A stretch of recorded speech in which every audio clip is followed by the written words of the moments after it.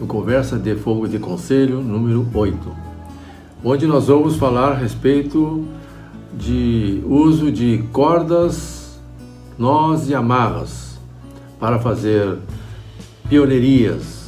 E naquele tempo o BP, então, ele comandava o exército e ele precisava às vezes de um grupo de homens para poder entrar na floresta dentro e abrir caminho para que o restante do exército pudesse passar. Então eles tinham que fazer pontes improvisadas, cortar madeira, de modo que pudesse ter todo o material necessário para que pudesse abrir estradas para o exército seguir, e além de ainda observar os inimigos que existiam no meio do caminho. Eram os pioneiros daquele tempo, né? BP, então, ele resolveu então ensinar os homens a engenharia da floresta, usando cabos e madeiras abatidas das árvores nativas do exército, que o exército usava. O salvamento de vidas também pode ser observado quando se usa nós. Então vamos aqui a um caso que aconteceu lá na Cascata de Niágara, onde havia um casal e mais um jovem caminhando por cima de uma ponte feita de gelo, mas de repente ela começou a trincar, quebrar, e quando viram eles estavam em cima de bloco de gelo indo vagarosamente rio abaixo. Eles estavam sem saber o que fazer, havia outros blocos de pedras de gelo por todos os lados e eles estavam perigosamente indo para o rio abaixo. Milhares de pessoas então ficaram nas margens tentando imaginar como podia ajudá-los, até que algumas pessoas pegaram cordas e levaram até uma ponte e estenderam as cordas para que quando eles viessem rio abaixo pudesse então se agarrar nas cordas e pudesse ser salvo. Então assim aconteceu. O jovem então foi o primeiro a se agarrar na corda, mas ele não teve força suficiente para segurar a corda e acabou escorregando as suas mãos, que já estavam geladas e já dormentes, e aí ele acabou então caindo na água e depois nunca mais ouviram.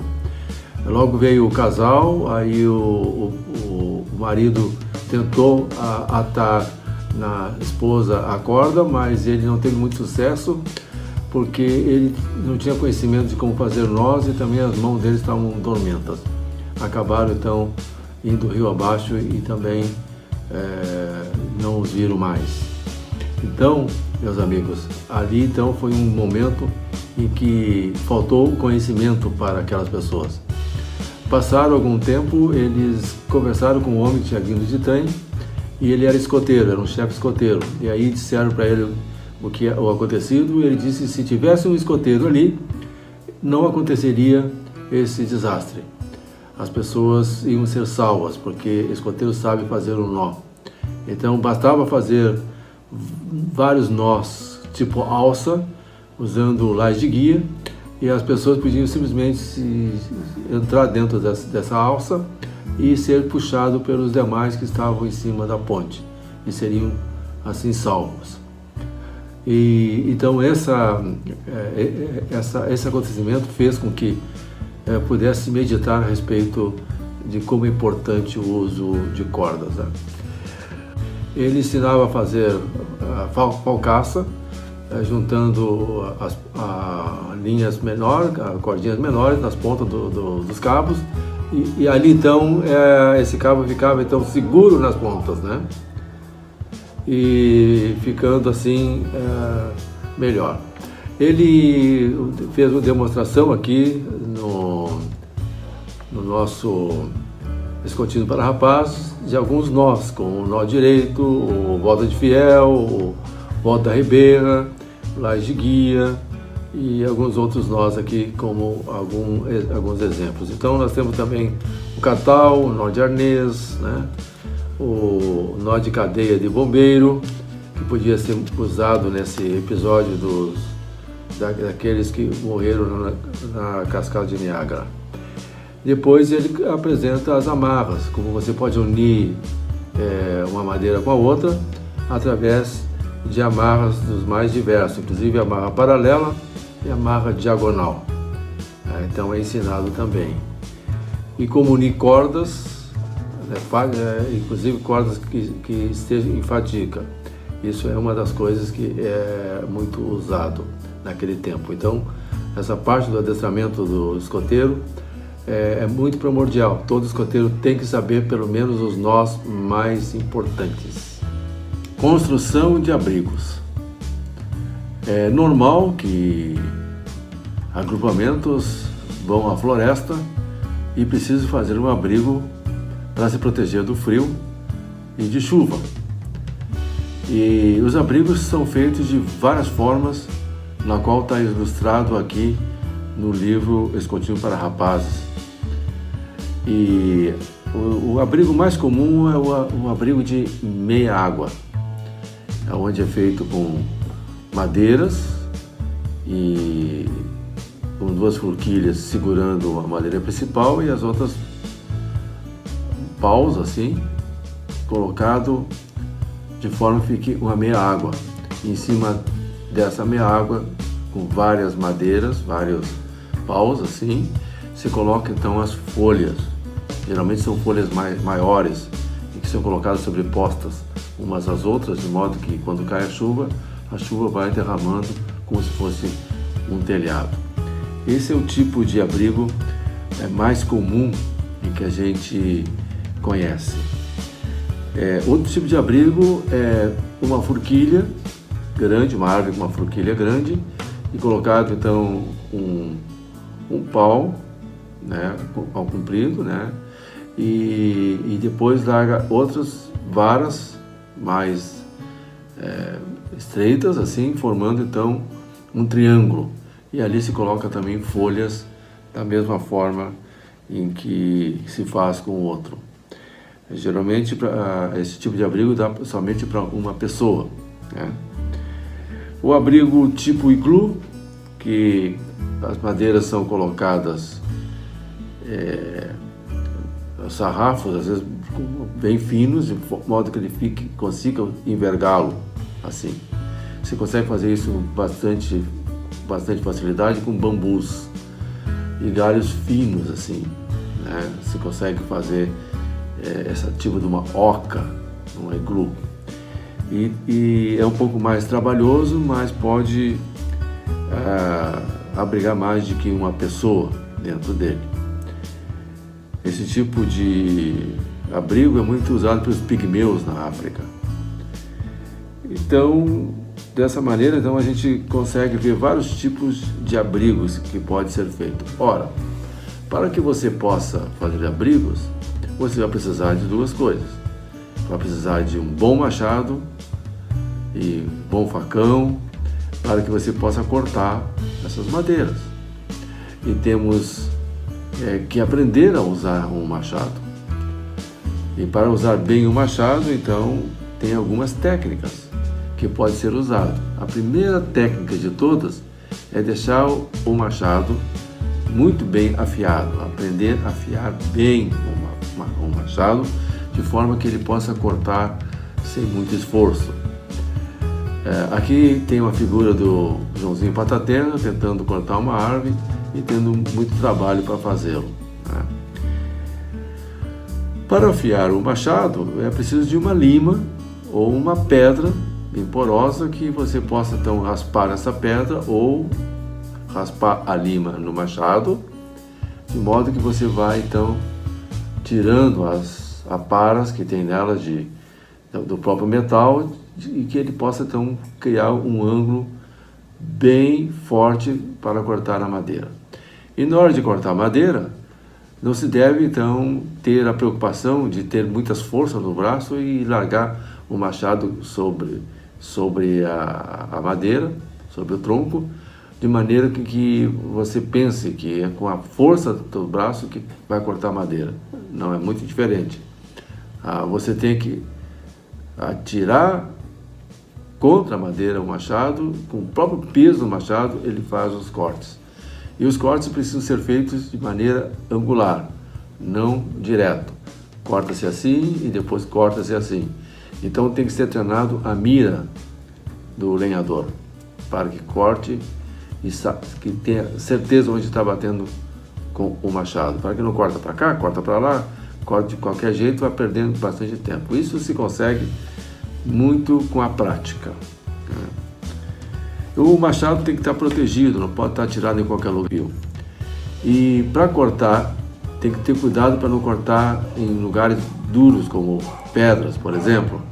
Se você cortar sobre pedras, você pode criar dentes e fissurar o machado de modo que ele possa até perder o fio.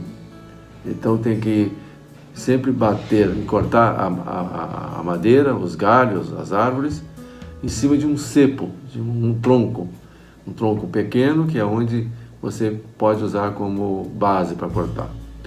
E se você usar de cortar diretamente no chão, pode criar problema, porque o chão ele pode estar macio e pode fazer com que, pela maciez, a queda do machado em cima da madeira possa ser fraca.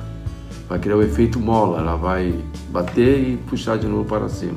Então tem que ser um tronco firme, um cepo firme, e quando você bate com o machado ali, você consegue cortar com facilidade. Isso também depende de bastante prática para fazê-lo. E quando se vai cortar uma árvore, bater uma árvore, então tem um tipo de corte que se faz ali. Um corte em cima e depois um corte mais embaixo do tronco. E esse corte mais embaixo do tronco que vai dar a direção de onde o tronco vai cair. Com isso, então, a gente tem noção de não ter perigo onde vai cair. Então tem que ser limpo o local, tem que avisar as pessoas que está sendo cortada uma árvore, tem que cuidar para que quando a árvore caia para o lugar onde você designou, não tenha galhos que possam segurá-los com árvores ao seu redor. Que ele possa realmente cair direto no chão para ser desgalhado e depois seccionado ela. Não é? E para que então cortar troncos, árvores e tudo mais? Ora, como disse no início da conversa de Fogo de Conselho, os pioneiros. Por isso que chamamos as construções que a gente faz dentro dos acampamentos de pioneiria, né? Coisas feitas pelos pioneiros do passado. Então pontes era uma coisa muito comum, usando as cordas com amarras e galhos. Galhos grossos ou a madeira grossa, às vezes, também, dependendo do tipo de ponte que vai fazer. E se pode fazer vários modelos de ponte, conforme a ilustração. Há pontes também que são feitos apenas com corda, como aqueles que eles chamam de ponte do Himalaia, que eles atravessam desfiladeiros entre as montanhas, puxando 3 cordas e entrelaçadas entre elas em forma de V. E nas pontas então se bota um suporte bem forte, às vezes são árvores, às vezes se faz um cavalete para que possa segurar essas 3 cordas. Elas ficam um pouco bamba na hora de passar, mas é muito usado e ela cumpre a sua função. Uma coisa muito importante na hora que a pessoa vai fazer as medidas é ele ter noção das medidas do seu próprio corpo. O que vale um palmo, o que vale do cotovelo até a ponta da mão, ou com mão fechada, que distância tem aqui, e que distância você tem com os braços estendidos, totalmente estendido, né? E assim você vai tendo ideia de medidas. Então, quando você vai cortar a madeira, então você pode usar o palmo para medir a madeira e saber quantos palmos tem, e se sabe a medida do palmo, para saber o comprimento da madeira que você quer cortar. E assim você pode fazer de todas as maneiras. Você então tem que saber, né, sobre a sua altura, sobre a distância do braço aberto, fechado, e cotovelo e tudo mais. Todo escoteiro tem que conhecer essas medidas para poder fazer pioneirias, né? E tem outros métodos que também é usado para fazer pontes, assim, é apenas esticar uma corda e a pessoa caminhar por cima dela no comando crawl, que é chamado. E também as fossa baiana com 2 cordas, uma em cima onde se agarra com as mãos e uma outra corda onde nossos pés vão andando sobre a corda, que é uma coisa rápida de fazer para poder passar o agrupamento logo ali, a patrulha e tal, né? E na hora de fazer a ponte, como provavelmente dito, e ver as árvores que têm que ser abatidas, se pode usar vários tipos de meios de medir a largura de um rio, a altura de uma árvore, segundo as ilustrações aqui. Então o escoteiro tem que aprender a como medir, sem precisar subir na árvore, espichando lá uma fita métrica. E também há muitas práticas que podem ser feitas com pioneirias, muitos jogos que podem ser feitos com pioneirias. E os rapazes, então, eles podem aprender a fazer abrigos, depois ser julgado qual é o abrigo melhor. Ele pode fazer atividades de sobrevivência, em vez de levar barraca, então o pessoal vai lá e faz abrigos usando o material da natureza. Claro que os chefes devem fazer todo o possível de escolher um local onde os jovens possam encontrar os materiais para fazer os seus abrigos, né?